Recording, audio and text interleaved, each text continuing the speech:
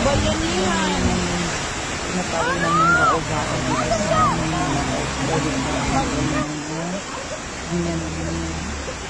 Hindi alis makahanap. Pagkatapos nakalagpas, ito na naman yung isa.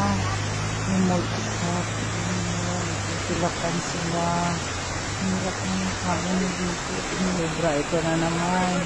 Sumusungi sila kahit na patalakas ng ulan. Talaga.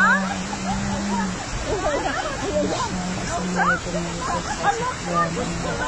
Kaya lagi, inaano namin yung aso namin na si Haro. Napunta dito siya kasi nga hindi yan umuwi ng araw. Kaya ayan.